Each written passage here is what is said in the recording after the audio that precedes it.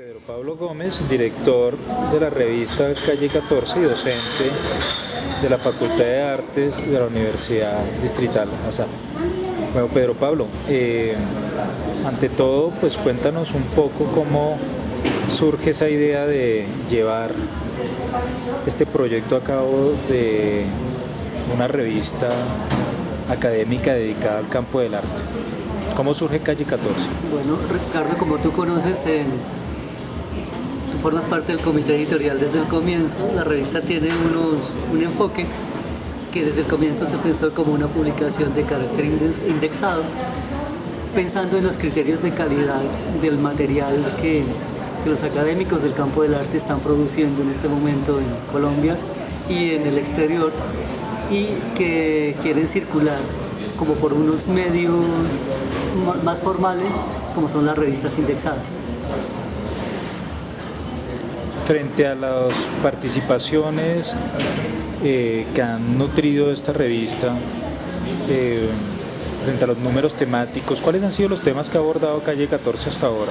Bueno, Calle 14 empezó con el tema sobre el autor y la autoría, luego tuvimos un tema sobre el museo y lo museal. El siguiente tema fue arte y cultura, y el tema que estamos actualmente trabajando se llama arte y decolonialidad, dos números de ese tema, y es interesante los próximos temas, que son la estética, la cuestión estética y las estéticas en cuestión. Y viene un tema que estamos trabajando y que trabajamos con el comité, que es sobre la cuestión de la arte en ciudad y universidad.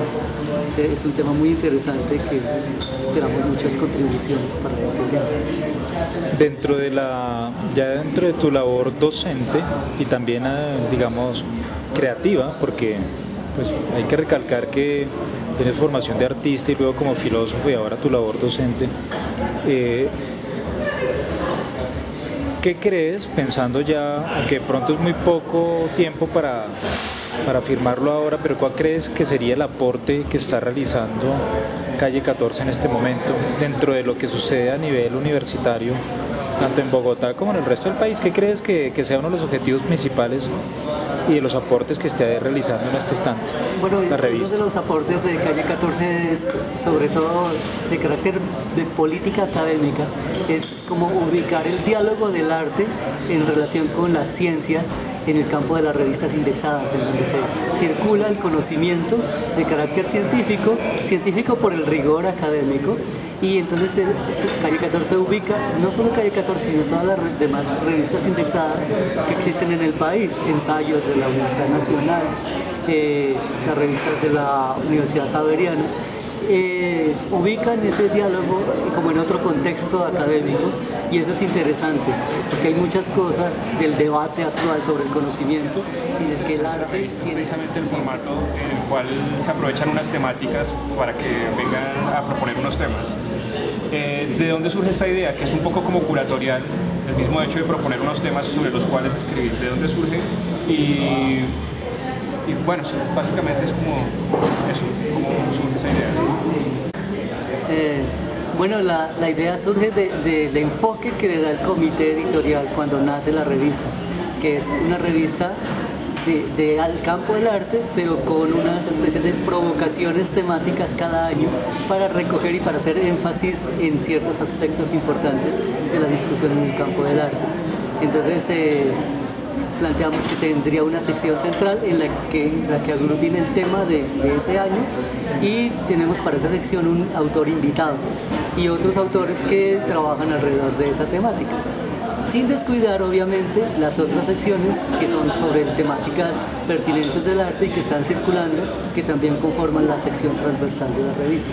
Por lo tanto, es como una especie de, yo decía, curatorial, yo diría como provocativa de ciertos temas, de hacer un énfasis en algún tema de los muchos temas que circulan. Sobre todo en un medio donde el arte es visto como una panorámica de la cual simplemente visiones disimilares del arte van apareciendo, ya sea de crítica de arte, históricas, y entonces aparece Calle 14 poniendo como una temática. ¿Bajo qué criterios se van escogiendo estas temáticas que se van publicando? Esos criterios se han ido construyendo, digamos, como iniciativas. Por una parte, desde como editor, yo propongo un abanico de alternativas al comité editorial. El comité editorial discute y aprueba de esos abanicos y propone otras, y se van discutiendo y se van como revisando, porque tú sabes, la experiencia de los miembros del comité editorial en el campo del arte, pues que son personas que están actualizados como en las discusiones, y ellos proponen también en qué temas deberíamos enfocar cada año. Entonces, como el resultado de esos consensos, y esa es una de las funciones del comité editorial, como proponer las temáticas de la revista cada año. Pero Pablo, y a propósito, dentro de este camino también, digamos, académico, de este mismo ámbito, aunque digamos no es una voz oficial quien va a hablar de esto, pero en parte sí porque conoces el proceso, ¿qué nos puedes contar de la maestría que ustedes ahora ponen en marcha? Porque tú estuviste, digamos, liderando mucho la consolidación con un equipo, claro. Cuéntanos un poco de la maestría de la Facultad de Artes ASAP. Sí, digamos, la de estudios, ¿cómo se llama? Se llama la Maestría en Estudios Artísticos. Mi versión de ese es un proyecto también de maestría con una énfasis de política académica que le apuesta a una especie de reconfiguración del campo epistémico de las artes en el país, proponiendo los estudios artísticos como un espacio de discusión y de no disciplinar de las artes. Entonces pensemos desde los estudios artísticos y también con la ayuda de los estudios culturales, que sería como, digamos, otra cartografía del conocimiento en el campo de las artes, desde un proyecto de maestría, con énfasis en la investigación. Las estéticas decoloniales, de las cuales se hizo una exposición acá en Colombia, que tuvo también bastante polémica por el mismo concepto, un poco complicado para algunas personas de comprender. Y ahora, para hacerte propaganda, pues acabas de venir de Estados Unidos, donde está presentando también una parte de la curaduría en la que él está trabajando. Y bueno, entonces viene como el entronque con todo lo que estás trabajando acá con la revista, con la exposición del año pasado, perdón, de principios de este semestre y esta que acabas de hacer. ¿Cómo crees tú que es esa visión, la recepción que hay a las estéticas decoloniales como concepto? Decoloniales es un concepto que empieza a reunir como toda una serie de prácticas que se han venido dando históricamente, pero que han sido nombradas de otra manera, que son prácticas que se anteponen a los conceptos fundamentales de la modernidad. Ese cuestionamiento a la modernidad recogido desde diversos horizontes, desde diversas propuestas, desde lo que, por ejemplo, Walter Miñón lo denomina como una hermenéutica pluritópica, desde otras formas de otros lugares de enunciación para interpretar las cuestiones del arte. Entonces todo eso se recoge, digamos, como en el concepto, en la idea y en las prácticas de las estéticas decoloniales, y ha sido muy interesante porque se empieza como a configurar una especie de cartografía otra de la estética, con otros artistas, otras prácticas, y muchas veces, lo curioso, con los mismos artistas, pero con prácticas que han estado allí un poco silenciadas en los mismos trabajos de ciertos artistas, que no han sido leídas como decoloniales, sino más bien como modernas. Bueno, siendo esta forma o este concepto de reunir toda esta cosa multicultural de disciplinas artísticas, siendo tan joven las estéticas decoloniales, uno podría decir que en ese caso la revista Calle 14, cuando se dedica a estos temas, va a ser como una de las pioneras en este tema, sobre todo teniendo la recepción a nivel internacional que está teniendo, ¿no? Yo diría que Calle 14 asume la cuestión de las estéticas decoloniales y del pensamiento decolonial, la opción decolonial desde Latinoamérica, como uno de los múltiples problemas que aborda.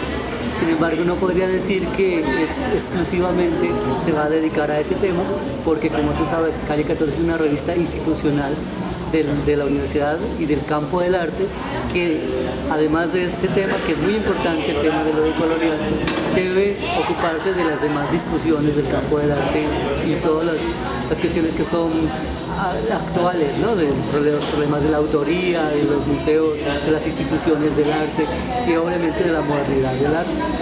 Bueno, yo me refiero más como que el hecho de que la revista se haya fijado en este tema para uno de sus números, no va a ser, obviamente no van a ser todos los números en torno a esta discusión, pero el hecho de que se fije en uno de estos números tan pronto como el mismo concepto está andando, hace que la revista se esté planteando como temas a nivel internacional bastante puntuales y bueno, pertinentes para el momento.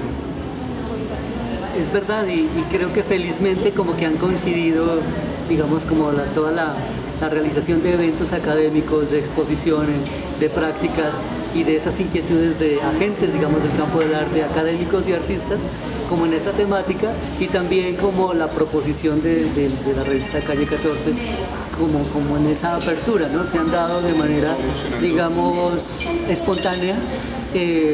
No ha sido nada forzado, se han ido dando las temáticas y los procesos para recoger y para hacer circular estos temas.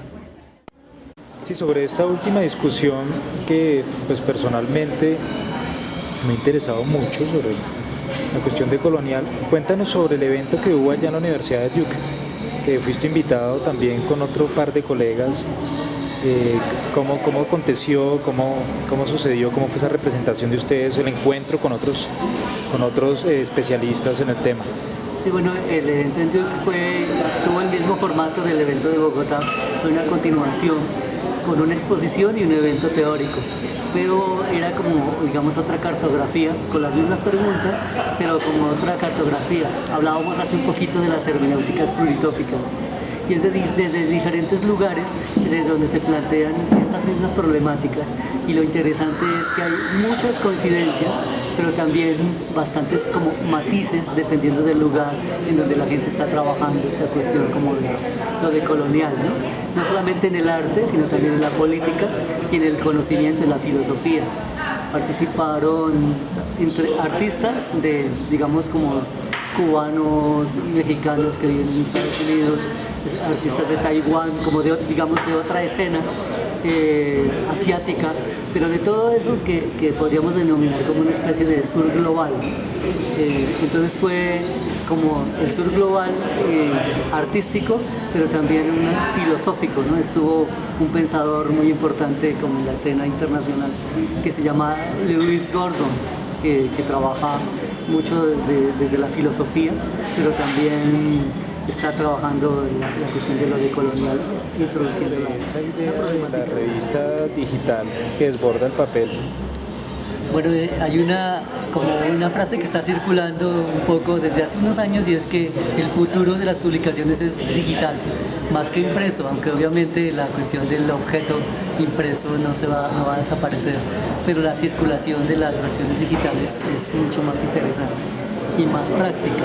Calle 14 está entonces trabajando desde el comienzo, tiene una versión impresa y una versión digital. Actualmente estamos trabajando en un software especial que se llama Open Journal System, que es especialmente para revistas de carácter abierto, es decir, de contenidos abiertos como Calle 14. Nadie tiene que pagar para bajar los artículos, y allí se puede administrar la revista y bajar los artículos, y eso también permite una mayor circulación de los contenidos, y que los artículos sean conocidos como en otros mapas diferentes a nuestros mapas locales. Pues también es muy interesante la cuestión de la indexación, porque nos pone a circular también en otra red académica diferente, como a la red de los lugares en donde se consumen como las revistas impresas, en donde las revistas de arte tienen que competir con las revistas de moda, con las revistas digamos un poco más de contenidos circunstanciales y más light, ¿no?